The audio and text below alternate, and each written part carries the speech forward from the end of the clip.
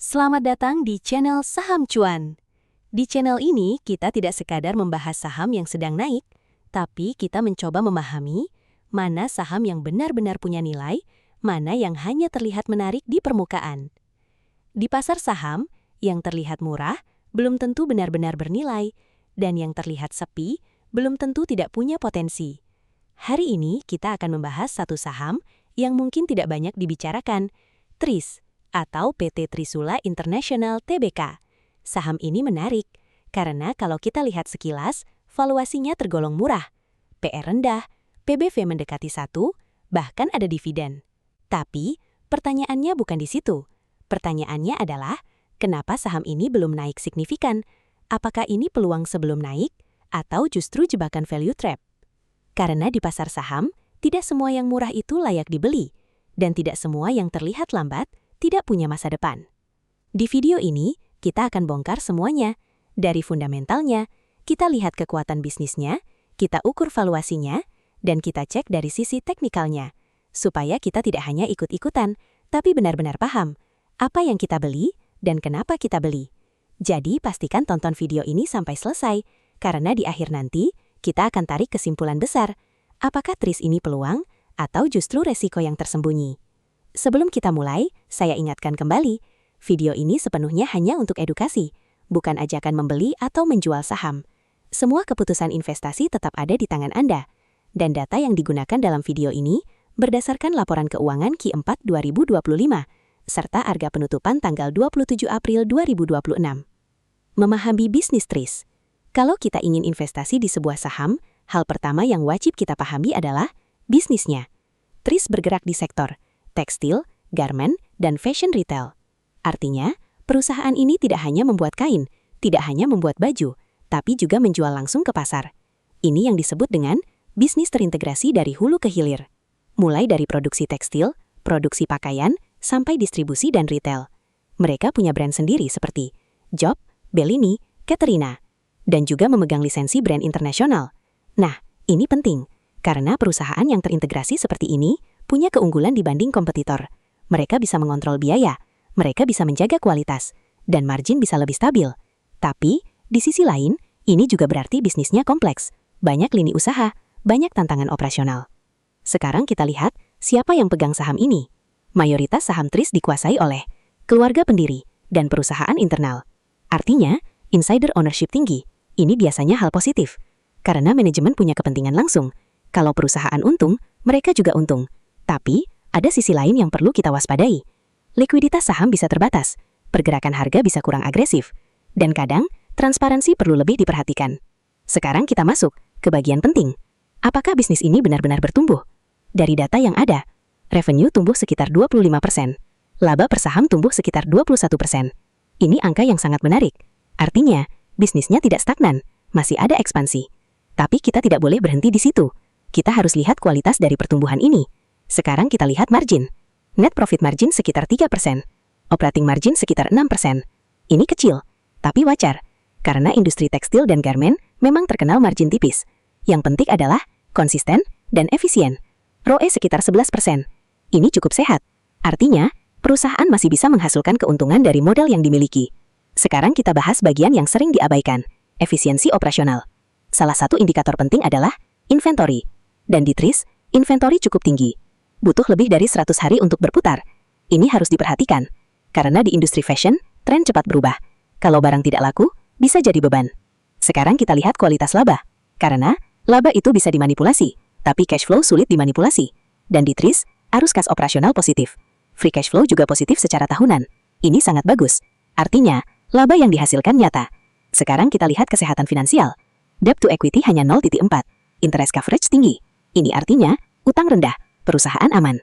Dalam kondisi ekonomi sulit pun, TRIS masih relatif kuat. Sekarang bagian yang paling menarik. Harga. PR sekitar 9 kali. PBV sekitar 1 kali. Ini tergolong murah. Apalagi kalau dibandingkan dengan pertumbuhan 20%. Artinya, pasar belum menghargai penuh. Dividen sekitar Rp7,74 per saham menunjukkan bahwa TRIS masih konsisten membagikan laba ke investor. Perusahaan tidak menahan seluruh keuntungan. Ini penting, karena tidak semua perusahaan yang murah mau berbagi hasil ke investor. Artinya, TRIS termasuk cash generating business. Jika kita bandingkan dengan harga saham di kisaran 150-200, Yield sekitar 4-5%. Ini masuk kategori menarik untuk saham small sampai mid cap. Lebih tinggi dari deposito secara umum. Tapi, belum masuk kategori high dividend stock. Dari data sebelumnya, payout ratio sekitar 50%. Artinya, 50% laba dibagikan, 50% disimpan untuk ekspansi. Ini sangat ideal. Tidak terlalu pelit, tidak terlalu agresif. Balance dividend policy. Dilihat dari fundamental, cash flow operasional positif, free cash flow positif, utang rendah. Artinya, dividen ini cukup aman dan sustainable, bukan dividen dipaksakan. Meskipun terlihat menarik, ada beberapa hal penting. 1. Industri siklikal. Kalau ekonomi turun, laba bisa turun, dividen bisa ikut turun. 2. Margin tipis. TRIS bukan bisnis margin besar, sensitif terhadap biaya. 3. Harga saham belum strong uptrend. Jadi return mungkin lebih banyak dari dividen, bukan capital gain besar. Kalau mau dapat dividen, harus beli sebelum cum date, 4 Mei 2026. Kalau beli setelah itu, tidak dapat dividen. Tapi ingat, setelah ex-date, 5 Mei 2026, harga biasanya turun sebesar dividen. Ini normal, bukan karena saham jelek. Sekarang kita bahas sisi gelapnya, karena tidak ada saham yang sempurna. Risiko TRIS, margin tipis, inventory tinggi, sektor siklikal. Artinya, sangat tergantung kondisi ekonomi. Tapi di balik itu, ada peluang, ekspansi brand, pertumbuhan e-commerce, dan ekspor. Kalau ini berhasil, TRIS bisa naik kelas. Jadi, TRIS ini adalah saham yang terlihat murah, bertumbuh, sehat secara finansial, tapi bukan tanpa resiko. Sekarang kita masuk ke bagian yang paling ditunggu-tunggu. Analisa teknikal saham TRIS. Karena setelah kita tahu fundamentalnya, langkah berikutnya adalah menentukan timing. Kapan sebaiknya masuk dan kapan sebaiknya menunggu.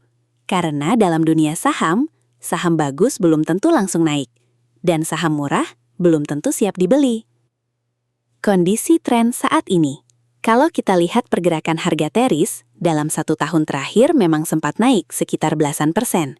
Tapi kalau kita tarik lebih jauh, dalam 3 tahun terakhir justru masih turun. Artinya apa? Secara besar, tren TRIS ini masih belum kuat, belum bisa dikatakan uptrend. Tapi, di sisi lain, kita juga mulai melihat tanda-tanda menarik. Harga mulai rebound, tekanan turun mulai melemah. Jadi, posisi saat ini bisa kita simpulkan sebagai fase konsolidasi dengan potensi awal reversal. Tapi ingat, ini belum konfirmasi. Support dan resistance. Sekarang kita lihat area penting, karena dalam teknikal, level harga adalah segalanya.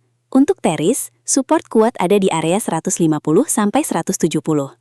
Ini adalah area di mana harga sering berhenti turun dan mulai memantul. Artinya, ini zona akumulasi. Di sisi lain, resistance kuat ada di area 260-280. Ini adalah area di mana harga sering tertahan dan gagal naik lebih tinggi. Artinya, ini zona distribusi. Sekarang posisi harga ada di tengah-tengah, dan ini penting, karena di tengah area seperti ini, biasanya tidak ada peluang terbaik. Analisa tren moving average. Kalau kita lihat dari sisi moving average, MA jangka pendek mulai naik, tapi MA jangka panjang masih datar.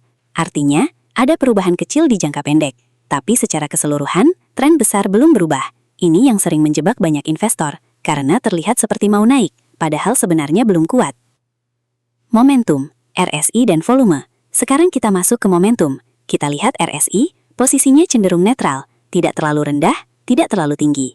Artinya, belum ada tekanan beli yang kuat. Sekarang kita lihat volume, belum ada lonjakan signifikan. Ini sangat penting, karena kenaikan tanpa volume biasanya tidak bertahan lama. Struktur harga. Kalau kita perhatikan struktur harga TRIS, dulu sempat membentuk lower high, yang artinya tren turun. Tapi sekarang, mulai muncul higher low. Ini adalah tanda awal perubahan, tapi belum cukup. Karena untuk benar-benar berubah jadi uptrend, harus ada higher high, dan itu belum terjadi. Sekarang kita bahas kemungkinan yang bisa terjadi. Skenario pertama, bullish. Kalau harga TRIS berhasil menembus area 260-280 dan disertai volume besar, maka ini bisa menjadi awal tren naik baru. Target berikutnya bisa ke area 300, bahkan lebih tinggi. Skenario kedua, bearish. Kalau harga justru turun dan menembus 150, maka ini tanda bahaya, karena berarti support jebol, dan harga bisa turun lebih dalam. Skenario ketiga, sideways, dan ini yang paling realistis saat ini. Harga bergerak di antara 150-260, naik turun, tapi tidak kemana-mana. Strategi berdasarkan kondisi saat ini. Jadi strategi terbaik bagaimana? Kalau Anda seorang trader, ini bukan kondisi ideal untuk entry agresif, karena belum ada momentum. Kalau Anda swing trader, bisa manfaatkan range, beli di dekat support, jual di dekat resistance, tapi tetap disiplin. Kalau Anda investor, lebih baik menunggu, tunggu konfirmasi yang jelas. Sinyal yang harus dipantau. Agar tidak salah langkah, ini yang harus diperhatikan. Apakah volume mulai naik, Apakah resistance berhasil ditembus? Apakah terbentuk higher high? Kalau belum ada semua itu, artinya belum waktunya agresif. Kesimpulan teknikal. Jadi kesimpulan dari sisi teknikal Teris saat ini, belum bullish, belum ada momentum kuat, masih dalam fase konsolidasi. Setelah kita bongkar dari berbagai sisi, fundamentalnya menunjukkan bahwa Teris adalah perusahaan yang sehat. Bisnisnya terintegrasi, pertumbuhannya masih ada, valuasinya juga tergolong murah. Tapi di sisi lain, margin masih tipis, efisiensi belum optimal, dan dari sisi teknikal, masih belum menunjukkan kekuatan yang jelas. Artinya, Teris bukan saham yang jelek, tapi juga bukan saham yang siap terbang saat ini. Ini adalah tipe saham yang butuh waktu, butuh kesabaran, dan butuh konfirmasi. Karena dalam dunia investasi, bukan hanya soal menemukan saham murah, tapi soal menemukan saham yang tepat di waktu yang tepat. Jadi sekarang, keputusan ada di tangan Anda. Apakah Anda melihat ini sebagai peluang jangka menengah, atau memilih menunggu sampai sinyalnya benar-benar jelas? Karena pada akhirnya, di pasar saham, yang bertahan bukan yang paling cepat, tapi yang paling disiplin dan paling sabar.